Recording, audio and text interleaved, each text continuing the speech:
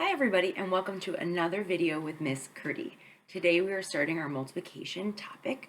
So what we're going to talk about today is just a little bit about multiplication and then what you're going to be learning in topic 1, lesson 1.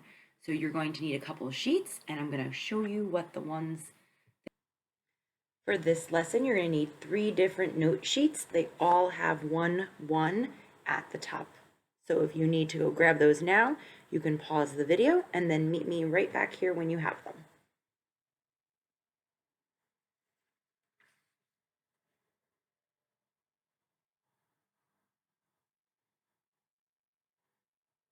The first one we're going to be talking about is topic 1-1, multiplication notes, titled Be in the Know. So we're going to go through this and then you can glue it in your notebook. First off, multiplication is a quick way to add equal groups. So when you have the same amount in each group, you can use multiplication to represent what you are combining. So if you take a look at this example, 3 plus 3 plus 3 plus 3 plus 3 plus 3 can be shown as 6 times 3. That multiplication symbol means groups of. So in this case, we have 6 groups of 3. Down below is a non-example where we have 4 plus 4 plus 4 plus 4 plus 7. That is not multiplication, and it cannot be represented as such because there's not equal groups, because we have that 7 there. Multiplication has a couple different meanings, equal groups of, equal jumps of, and you'll see that later in lesson 1-2. And then multiplication is also equal rows of, which you will see in 1-3. So 1-2 will be jumps of, and then 1-3 will be rows of. Down here, 6 times 3 equals 18, 6 groups of 3. And there's different ways that you can write it out. You can write it out as a multiplication equation, you can write it out as an addition equation, and then also in word form where we can say 6 groups of 3. Okay, you can put that sheet aside, and then you can grab out your multiplication notes titled Meaning Matters.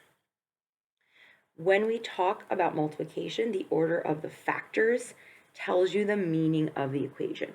And factors, if we look back here, are what we call the two numbers in the equations. The 6 here is a factor, and the 3 here is a factor. And then the answer to a multiplication equation is a product. So factor times factor equals product. And those are vocabulary terms that we will be using throughout these next couple of topics.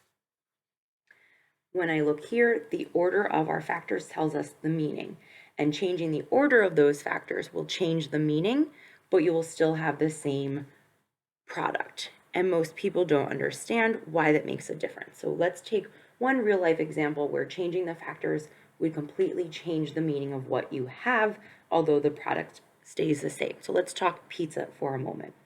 8 times 3 would equal 24, and 3 times 8 would also equal 24.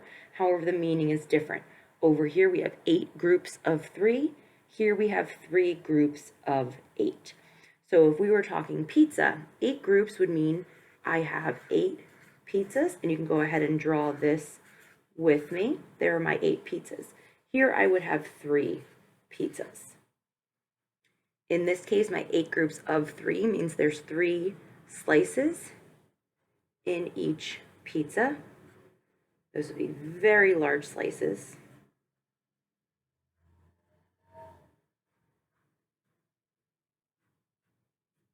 So in this case, you'd be ordering 8 pizzas and you'd ask the pizza guy to cut them into 3 large slices, as where 3 groups of 8 would be 3 pizzas and they would be cut up where we typically see pizzas into 8 slices. Now, although you have 24 slices over here and you have 24 slices over here, the meaning is quite different. 8 pizzas compared to 3 pizzas, giant slices over here with our average size pizzas. So although we have 24 slices and the product is the same, the meaning of 8 times 3 and 3 times 8 is very, very different. We call that the commutative property, which you will be talking about in lesson 1-4. And this property just tells us that although if we switch our factors, the product will be the same, we will have a different meaning. It'll mean something different. All right, you can put that note sheet off to the side. And now we are going to get into the official topic 1-1, multiplication as repeated addition. So let's take a look at this image up here. And here we have equal groups, so we know we can represent it as multiplication. Each group has 4, and there are 3 groups.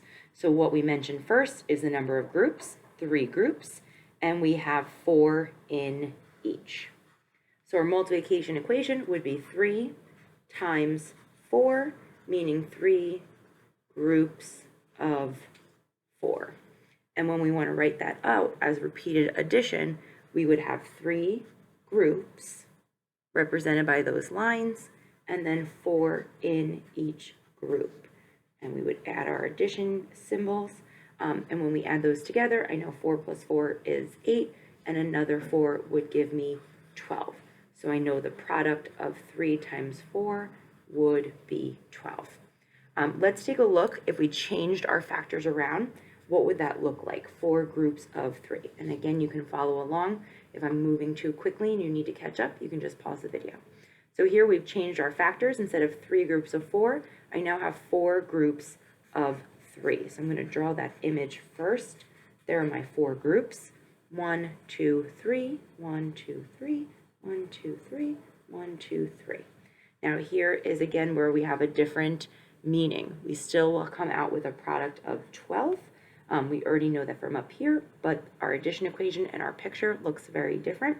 Here I would have 4 groups represented by those 3 lines, and I would have 3 in each group, and we know that would equal to 12. So here we've got our repeated addition equations, and we know repeated means to do over and over, and then addition is when we're combining things, so we're combining the same amount over and over and over again. Here it can be represented by a multiplication equation, and then here is our repeated addition equation. And once again, meaning does matter. So when we're looking at our images, we want to make sure our first factor tells how many groups, and our second factor tells us how many is in each group.